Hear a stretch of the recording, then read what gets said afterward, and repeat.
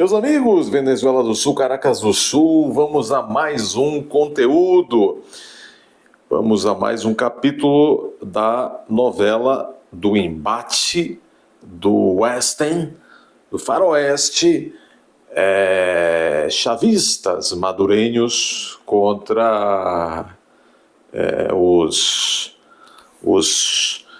lulistas, petistas, centristas, sabe-se lá Deus mais quem faz parte do ajuntamento Tupiniquim, que está aí sendo alvo de abauroadas constantes e parece que não vão acabar por tão cedo vindo lá da Venezuela.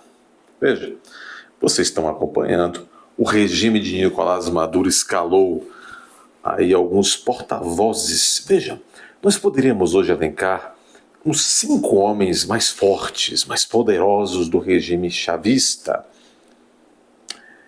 Nós poderíamos colocar aí, teoricamente, né, porque alguns afirmam que o Maduro não manda, é um fantoche, e faz sentido essa tese, mas vamos colocar aí, teoricamente, o Maduro como o homem mais poderoso da Venezuela. Aí dizem que o Diosdado Cabello é o segundo homem mais poderoso. Há o procurador-geral da Venezuela, o Tarek William Saab, seria o terceiro ou o quinto, pelo menos o quinto homem mais forte da Venezuela. Veja, o regime chavista está partindo para cima do Lula e do grupo do Lula com tudo, numa guerra fratricida, não é verdade? Outrora amigos, comparsas, etc. Agora, salve-se quem puder. Salve-se quem puder. E tudo por conta, quem colocou, meus amigos, quem desandou a amizade, o enredo, a harmonia entre o grupo lulopetista e o grupo chavista madurenho? A Corina Machado. Foi a Corina Machado que organizou a oposição e fez prova das fraudes praticadas pelo Maduro nas últimas eleições na Venezuela. E o Maduro não estava preparado para aquela comprovação factual e documental feita por todos os cidadãos que a Corina convocou e treinou para estarem ali diante de cada sessão eleitoral, fazendo a fotografia da urna o quê? Às vezes também, a fotografia da ata eleitoral, do boletim de urna de cada sessão.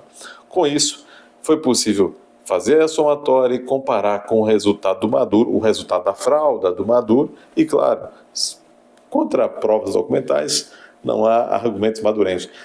E aí, diante desse escândalo, o que esperava o Maduro, o regime madurenho? Que o Lula apoiasse internacionalmente e reconhecesse como a Rússia, a China, tantos outros fizeram. O Lula não teve como, talvez bem que gostasse, mas não teve como. E aí acabou a amizade. Acabou a amizade. Tem essa situação do BRICS, que eles estão falando muito, mas a amizade acabou desde antes. Então o regime madurenho escalou em primeiro momento o procurador-geral, Tarek William Saab, para constranger o governo Lula. Né? Constranger o Lula no sentido de dizer, olha, somos irmãos siameses, camarada. Veja lá o que fala de nós, porque nós somos o seu espelho. Quem está dizendo isso é o Maduro, os Maduros lá. Os Maduros, dizendo que os podres de Acá são o espelho deles, Maduro de Ajá. Então, é o Tarek, o procurador-geral da Venezuela, que ficou com essa missão. Mas, e aí já deu 2 abarrotadas no Lula. Mas o último capítulo, e que está aumentando a emoção desta rixa, vamos dizer assim. Agora quem veio, um ministro de Maduro, o segundo homem mais poderoso lá da democratura do Maduro, o Diosdado Cabello. Nesta última segunda, 28 de outubro, foi o Diosdado Cabello que abriu o bocão e disse, senhor Caucha, respeite, porque senão... Aliás, disse mais o Diosdado Cabello. O que vocês fizeram, não nos aceitando, votando, nos barrando no BRICS, terá consequências, senhor Lula, disse o Diosdado. É um homem bélico, beligerante, o Diosdado. Fez uma ameaça ao governo Lula e aos lulistas e aos petistas. Querem ver? Isto é de uma gravidade sobremaneira, pessoal. Diz aqui, está na CNN estampado, o ministro de Nicolás Maduro diz que Brasil sai enfraquecido após veto à Venezuela nos BRICS. Disse muito mais que isso, nós vamos ver. Há uma matéria de Luciana Tadeu, que escreve para a CNN desde Buenos Aires, Argentina. Número 2 do chavismo, Diosdado Cabello, também falou que, aspas, estrutura terrível, fecha aspas, subsiste no Itamaraty. Vejam, o Itamaraty, desde 2003, quando o Lula tomou posse, e já ali o inefável Celso Amorim adentrou ao Itamaraty como... Adentrou o Itamaraty, entre aspas, né, mas não deixa de ser como chanceler, né, como ministro das Relações Exteriores, homem forte da política externa lulista. Ele e o Marco Aurélio, então secretário especial do Lula para assuntos internacionais, eles promoveram uma reestruturação do Itamaraty, que por quase 100 anos era la creme de la creme da diplomacia internacional. Era reconhecido, para vocês terem uma ideia, Oswaldo Aranha presidiu a sessão da ONU em que criou-se o Estado de Israel, etc, etc. A diplomacia brasileira sempre foi muito respeitada lá fora. Desde o Barão do Rio Branco, nos finais do século XIX para início do século XX. Nossa diplomacia, inclusive, naqueles primeiros anos do século XX, figurões como o próprio Barão do Rio Branco foram chamados para arbitrar conflitos internacionais, etc. Mas com Celso Amorim e Marco Aurélio, ali a partir de início dos anos 2000, começou um processo que chegou hoje a isso, a essa estrutura terrível. Quem está chamando de estrutura terrível não sou eu, é o Diosdado Cabello, o número 2 da democratura chavista, madurenha. E de fato é uma estrutura terrível, só que ele está se esquecendo que essa estrutura terrível é a imagem e semelhança da estrutura terrível de toda a esquerda latino-americana, da qual ele, Diosdado Cabello, é parte. Aí hoje ele está dizendo que o Itamaraty, ou seja, que a diplomacia brasileira é uma estrutura terrível.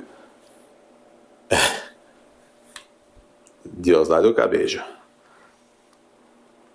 Bom, o ministro venezuelano do interior,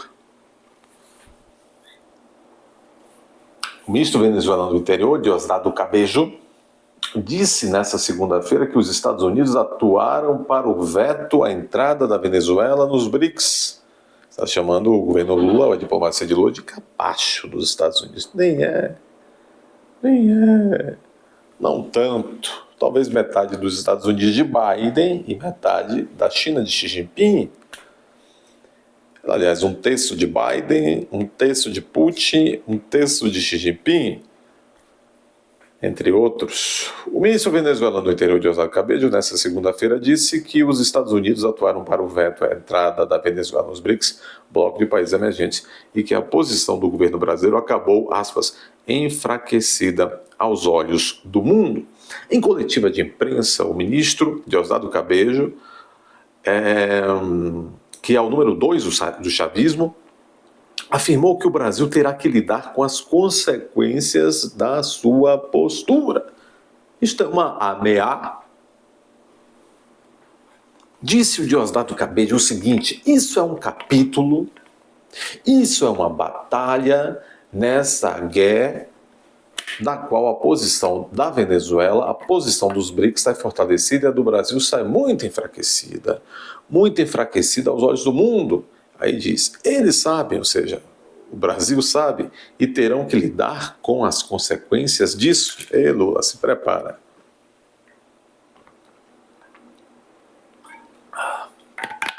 Ou Janja, sei lá quem está aí. Nós continuaremos avançando. Eles terão que lidar com as consequências disso.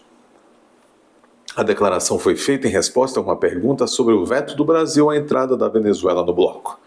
Disse mais, aspas, no Brasil subsiste uma estrutura terrível por meio da chancelaria, ou seja, da cúpula da diplomacia brasileira, das relações internacionais brasileiras. Sabe quem a criou? Daí ele deixa em aberto. A criação do Ministério das Relações Exteriores, no entanto, data do século XIX, aqui a matéria tenta desmentir, né, e tal. No tom do comunicado divulgado pela chancelaria venezuelana, o ministro chavista também disse haver um resquício grande das políticas do ex-presidente Jair Bolsonaro. Isso aqui é babaquice, né? É isso, pessoal. A coisa tá pegando, hein? Bom, deixe seu like, corra aí e também se inscreva se não é inscrito ainda. Se já é inscrito, confira todos os dias se você continua inscrito, que o sistema está desinscrevendo você. Compartilhe com os familiares, amigos, companheiros de trabalho, amigos dos clubes, das pastorais, do culto. Compartilha aí à vontade. Compartilha à vontade, ok? Compartilha aí à vontade. Bom, pessoal, é isto. As coisas estão indo. Olha que bonitinho. Alckmin pede ponta em filme, em evento com o Ministério da Cultura. Tá vendo? Alckmin entrou na pauta woke e está pedindo uma ponta. Bom, meus amigos, vamos também, corram aí até a aba Seja Membro e se tornem membros do canal. Se inscrevam como membros do canal. Um abraço, até a próxima.